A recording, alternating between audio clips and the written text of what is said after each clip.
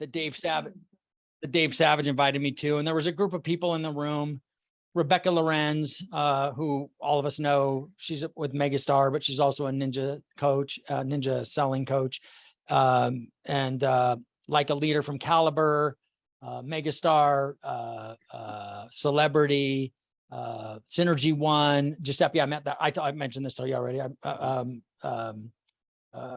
Draper and Kramer. Anyway, good group of people, and just hearing everything that everybody's going through, it just gave me so much gratitude for what we do here and how we do it and our approach to all of this, because I can hear the struggles that they're dealing with, and they're just so dumb. And I don't mean to minimize the challenges that people are having, but I can tell that what everybody's struggling with is not the approach that we try to talk about here, which is taking responsibility for the outcome that we're getting, instead of acting like, oh, there's nothing that we can do. And this goes back to this mastery thing that I talked about yesterday. I'm getting a copy of this for everybody. This mastery thing, I've been reading it every day. I'm going to read it again when we get started, after we get through the rest of the gratitudes. But that was what I'm grateful for. So it was a great week. It's been great. And just coming in today, I had a conversation with some of you know who Dan Kataya is, one of my mentors and somebody that I used to work for. And we were talking about what's going on in the business. I just had him laugh, and we're just talking about what everybody's struggling with. And he's like, God, you're so right. He goes, because this still comes down to being good at sales, and it always will. And we can kick ass. I'm telling you that you can kick ass in this market, because what's going to happen is a whole bunch of people are going to leave. The same number of transactions are going to happen no matter what. Right? The market's the market. The opportunity is to be better than your competition, be a better salesperson, do more prospecting, be more educated on your products. That's the opportunity. And that's how you're going to win, is that you're going to win because you're just going to be better than everybody else. The market's going to be the market, right? So the opportunity is to go get your unfair share of it. And that's what's exciting about it, because you can. It's if all of your business came from the fact that, oh, rates are really low. Like, you're not, I'm sorry. You guys all had an amazing 2 years, but there's nothing, you weren't an amazing loan officer because rates were 2 3/4. Okay. You were good at getting them done, but rates were 2 3/4. It doesn't make us excellent. It made us, actually, we lost skill. And when it was like that. So, the opportunity is great, because so many people want that easy stuff, and it's not going to be easy. It's going to be hard. And like, in the compound effect, when Lance Armstrong talked about, I loved it when it's raining because everybody else hates the rain. So I know it's going to be an awesome time for me to attack. So anyway, that's what I'm grateful for. I get fired up. Casey, go ahead. Yeah, buddy. this will work. All right. So I'm going to send you guys this. This is a simple deal, but let's talk. I'll go through why I'm doing this.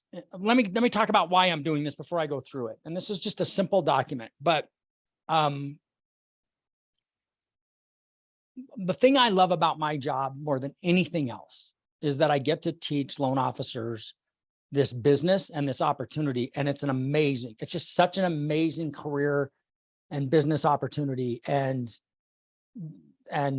what's really fun, it kind of goes back to this conversation that I had with Chris Haber when he was 25 or 26 years old. He had just started in sales. And he said to me, we're having this conversation. He said something along the lines of, man, if I could make 100 grand by the time I'm 30 years old, that would be awesome. And I was like, how old are you? And I think you were 25 or 26, Chris. And I said, Chris, if it takes you until you're 30 years old to make $100,000, I might fire you. And I will think I have failed you miserably. And he was like, are you serious? And I go, yes, I'm serious. Oh my God. And this was 2000. And what year would that have been, Chris? What year did you start selling? I think it was 2012. So I was 25. Okay. And so I said, you will make 100 grand next year, whatever year. And that was in the summer. I remember that he started selling. It was 11. April. Sorry. So so 2011, it was April. And when he started selling, and this conversation took place in the summertime. And I do remember that. And then that following year, I was handing his paycheck every year, and we were checking, seeing how he was doing. He made I remember he made $104,000 on that last check. And I thought I was going to cry. Like, it was so cool. And cause I had told him, the other thing that I had told him was, I go, you're going to make 100 grand and then you're going to tell me it's not that much money. And so when I handed him that check and I go, oh, it's $104,000. And he goes, yeah, I know, it's amazing. And I go, it's not that much, is it? He goes, you know, it really isn't. And I said, cause it's not. The truth is that 100 grand, especially in Colorado in 2022, in 2012, it wasn't a lot of money. In 2022, it's even less. And so the point of this story is, I mean, that, it's a lot when you make 24,000 the year before. So sure, it is a lot when you're making, that's right. What the reason it's not a lot of money is that after taxes, you get about 5 grand, and, you know, it's just not that much. You're not flying first class anywhere. You got money, but you're not broke anymore. But anyway, 200 grand, you start to feel like you have some money, in my opinion, even today. That said, that's the best thing about this business that I have, is that I just dig so much showing people what this can be. And then one of the things I've always told loan officers is, don't come to work here and show up in a Corvette because you had a good month. You're going to piss me off, because it's just dumb. And now, that's not to say I have a nice car, I like having nice things, but you also want to be smart with your money. And when I say that, I don't want I want you to have whole life success. And so you becoming super producer loan officer who has debt problems isn't success in my mind. So building a personal net worth statement just goes such a long way to getting you on that path, because what happens is, it's this simple concept that we have that applies to almost everything we do in this business, which is, what you measure, you can improve.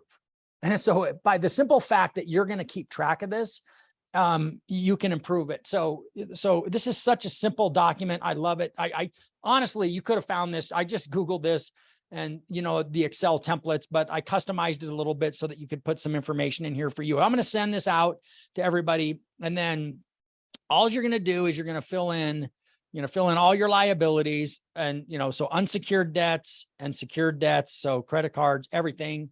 Right. And then you're going to do your assets, all of this. So cash on hand. Well, I'm not going to explain. This is so basic. It's so simple, and it's all you'd ever need. Honestly, I believe it's all you'd ever need, unless you started investing in a bunch of real estate and you had a bunch of properties. Because then you'd want another tab for that, I think, so that you could keep track of where that stuff and have it, you know, flow into this one. And then it all just feeds up right here. So, you know, I'll just do something really simple here. We'll say I don't want to say credit cards, because that would annoy the shit out of me if you had credit card debt. And I understand that you possibly could have some credit card debt right now, but let's say you have, you know, a $5,000 car loan. And let's say you have, I hope you have more than let's say you have $7,500. I'm gonna just show you how, 75,000, 7,500. And you can see how simple this thing is. The dashboard, boom. Your net worth is $2,500. So how simple this is? So simple, right? I love it.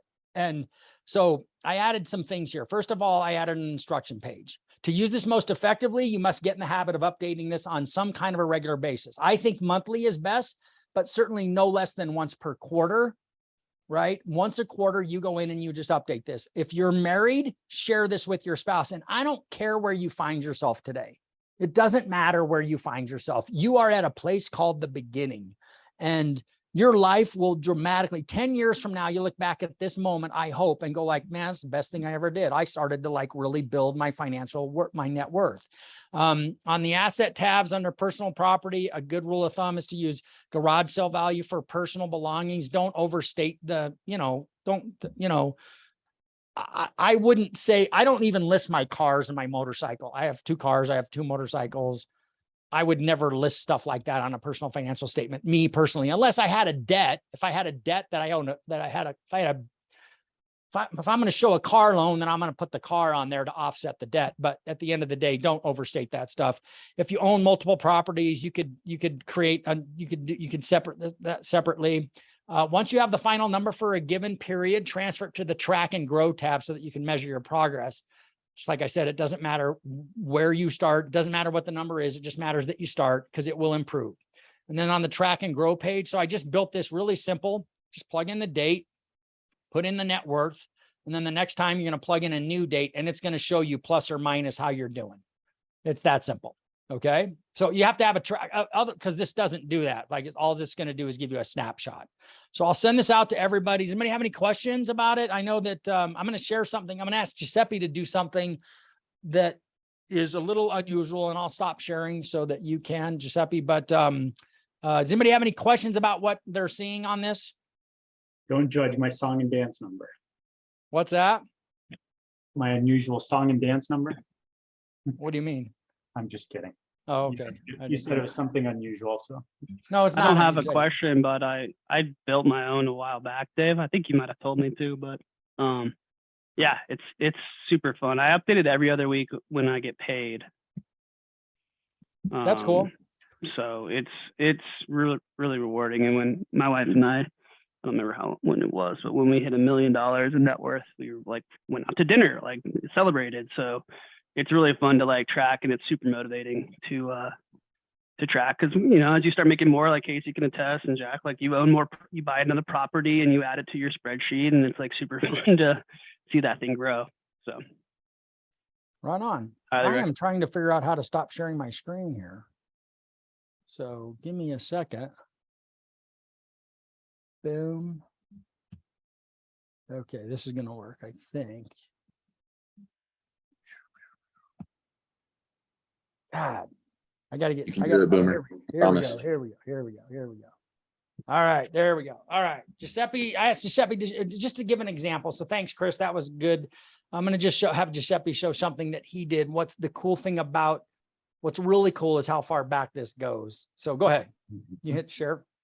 Sure. So this is a spreadsheet, very basic, not as fancy as the other one, that, you know, we started with Maureen. We got married in 2004. And in 2005-ish, I basically, you know, became a loan officer.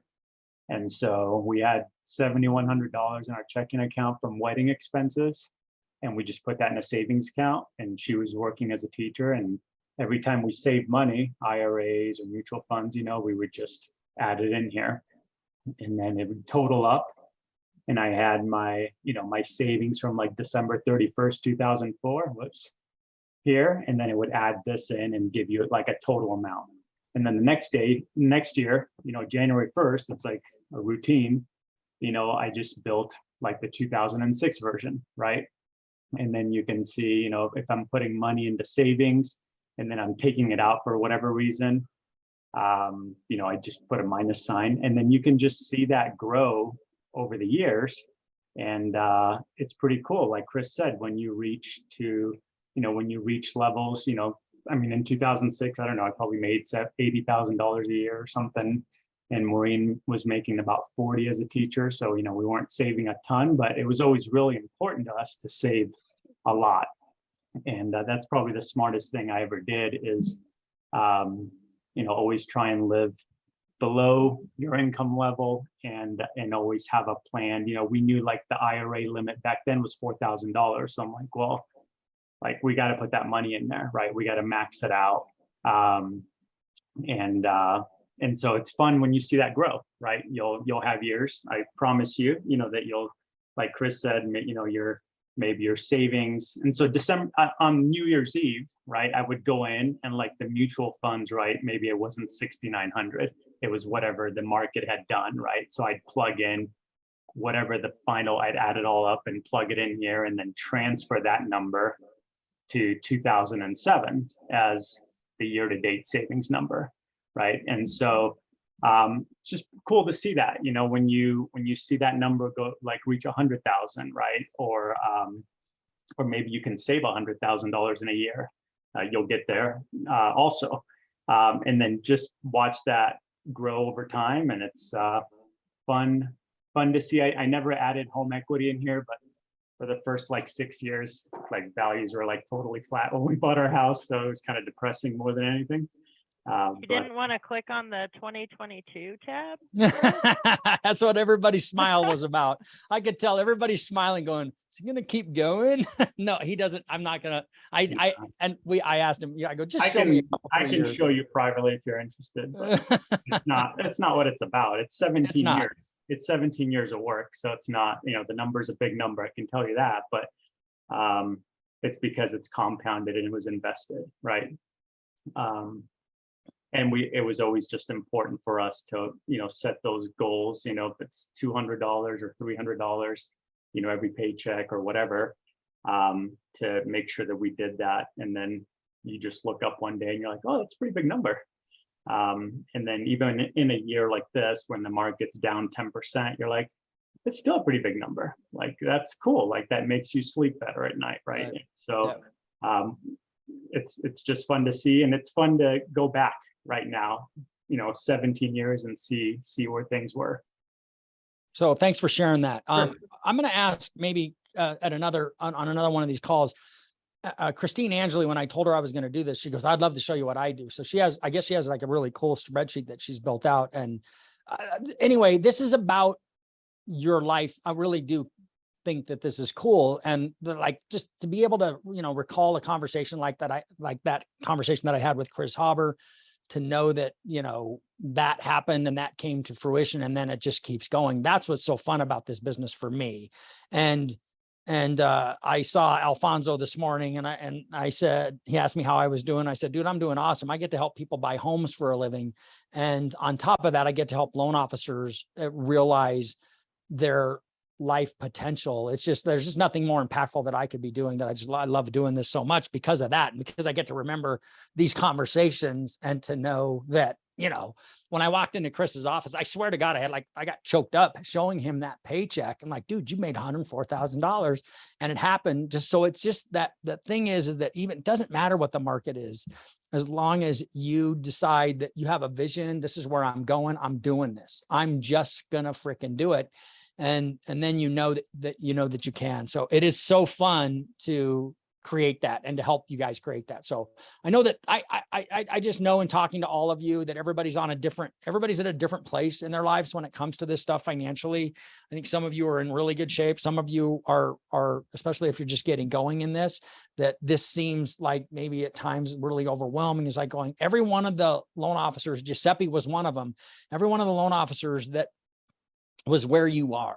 And when you first get started in this, everyone was where you are, and they had uncertainty, and they had doubt, and but they just kept going, because they like going, this works. If this works, then I'm going to do it. I'm not going to be a victim. I'm going to be a player. I'm not going to be one of those people who like, yeah, I guess I better go back and get my other job back. And it's like, I'm doing this because there's going to be the opportunity in this business is there's going to be so many people leaving it. And then you get to build your spreadsheet. And you get to have, I would love to know what's on those spreadsheets. If you ever want to share them with me, obviously keep it confidential and private, so that I could, check in with you once a year and be like, so how's it going? Because your life should get better because of this. That's the only reason that you should be here, honestly, is that your life's going to get better. And you can do a loan anywhere. I'm trying to help you have a better life. And so, and what's cool is there's a bunch of people that work here. That's what this culture is about. I think there's a bunch of people that work here that want to do the same thing for you as well. So I'm super fired up about it. All right. So let's talk about the Realtor event.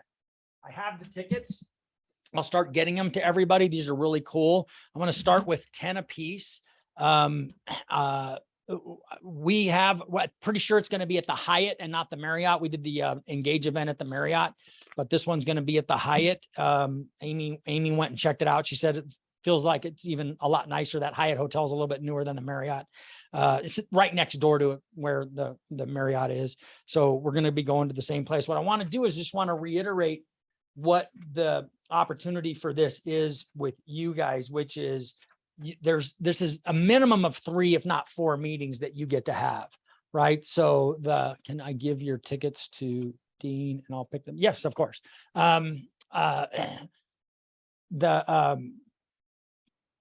It's get a face-to-face meeting with the realtor, bring a ticket and show the video, invite them to the event. And then talk. That's not the only thing that you're doing. You're getting an appointment, and you have a specific agenda. You know that you want to talk to them about an event that's coming up, and it's like, dude, I have a ticket. Do you want, like, I only have 10 tickets, or I only have a few tickets. So like, so you want to make that's the first sales call. You could have another meeting with them between now and then, because it's 80 days now. 80 days away. So have another meeting. This is just another opportunity for a face-to-face. Every time you get a face-to-face, you're on a sales call, and it's an opportunity to check in. How's it going? What's going on? What are you finding in the market? Is there anything I can do to help you? Don't ask for leads. And that's the beauty of this, is this isn't a meeting that you're trying to get leads. You have another agenda now. It'll be that much easier to get the meeting. I would try to have 2 sales meetings before that event. And then there's a follow-up remember that you're going to do another meeting after the event, right? So there's a minimum of, if you only meet with them once, you're going to have 3 meetings, but you can meet with them twice between now and then and have an agenda and have an opportunity, find something of value. We have so many things here that you can share: the escrow system, Tsunami. There's a bunch of things that, help realtors. What we're seeing, my conversation with Dan Kataya today, and this ties back to the video message that I sent you guys last week on Friday. Dan Kataya confirmed, he goes, there's a bunch of really desperate loan officers out there. Remember when I said early on that all these loan officers that were just doing refis, they don't know how to do purchase deals. So there's a lot of desperate loan officers that are making promises they can't keep. And so you don't have to back down, and you don't have to just automatically go on the defensive when another loan officer is telling a customer they can do something that you're like, that sounds ludicrous to me. Similar to what Jacqueline experienced with the deal where it was, by the way, it was Belco Credit Union. I don't know if we said that, but where the guy said, "Oh yeah, you can put down 5%. Jacqueline's like, "No, you can't." And oh yeah, you put down 5%. They left and they went with somebody who couldn't do it. So there's a lot of desperation in the market from and it's just loan officers that don't know what they're doing. They're not educated. They didn't educate themselves. So you have to still do that. And Dan and I got into the conversation of the income potential in this business. You can easily make more than most doctors who go to school for 12 years and then make crap money for the next 3 years while they're interning. And then they can start to make an income as a doctor. You make more than them, right? Think about their investment in that career versus the investment that you'd have to make in this career. Isn't it worth it to put that much effort into it if you can make a lot more than they can? It absolutely is. So don't ever act like this is hard when it's hard, because it's hard sometimes, but it's like, yeah, whatever. It's hard. Like you think, how would you like to be a doctor? Like, I can't even imagine. I don't have it in me. There's just no way I could have ever been a doctor. If I'd have saw the requirements for this, I'd be like, no, there's no fucking way I'm going to be a doctor. I'm not going to school that long. I hate school. And so that was never in my future. And so, this was really hard. I mean, I floundered in all my other careers before I started. I mean, flounder, but I didn't achieve the level of success that I have in this business. And I spent a lot of time in this business before as it turns out, I had to be in the business for almost 10 years before I really started to make money. You guys don't have that issue. I've shortened the learning curve, I hope. And so, so that's it. So this is the opportunity. This Renee Rodriguez event can be something that really helps us set Zenith apart in the marketplace and give you a lot more visibility with a lot more real estate agents. Because this guy, he crushes it, right? Most of you were at his Engage event. All of you have seen the video that we did last week with him. For those of you that weren't on it. And if anybody else wants to get that, I don't know if I sent it to everybody or not. Did I? I think I sent it to everybody. If I didn't send you the video, let me know and I'll get you a copy of it from the call that we did with Renee on Monday. I think that's it for today. I'm going to read Mastery again. Okay. So mastery in one's career is, and consciousness growth simply requires that we constantly produce results beyond and out of the ordinary. Mastery is a product of consistently going beyond our limits. For most people, it starts with technical excellence in a chosen field and a commitment to that excellence. If you're willing to commit yourself to excellence, to surround yourself with things that represent this, and miracles, your life will change. It's remarkable how much mediocrity we live with, surrounding ourselves with daily reminders that the average is acceptable. Our world suffers from terminal normality. Take a moment to assess all of the things around you that promote you being average. These are the things that keep you powerless and go beyond the limit you arbitrarily set for yourself. The first step to mastery is the removal of everything in your environment that represents mediocrity, removing those things that are limiting, eliminating the people in your life that do that. One way is to surround yourself with friends who ask more of you than you do. Didn't some of your best teachers, coaches, and parents? Another step to mastery is the removal of resentment toward masters. Develop compassion for yourself so that you can be in the presence of masters and grow from the experience rather than comparing yourself and resenting people who have mastery. Remain open and receptive. Let the experience be like planting of a seed within you that with nourishment will grow into your own individual mastery. You see, we are all ordinary, but a master, rather than condemning himself for his ordinariness, will embrace it and use it as a foundation for building the extraordinary. Rather than using it as an excuse for inactivity, you will use it as a vehicle for correcting, which is essential in the process of attaining mastery. You must be able to correct yourself without invalidating or condemning yourself, to accept results and improve upon them. Correct, don't protect. Correction is essential to power and mastery. You can all do it. There isn't any of you that can't. So just remember that. I'm getting a copy of this for everybody's offices so that you can do this. I've been reading it every day since I went back through the book. And it was the first thing. I was sitting next to Rebecca Lorenz, who is the ninja coach, and she's the sales leader over at Megastar. And somebody was asking that question, and she said, and I would agree with this. Mindset is the most important part of this job. And your attention to your mindset is so critical, and you've got to make that investment every single day. Right. So make sure that you're doing that. Anybody have anything else? I see some chat messages. Did I miss something? No.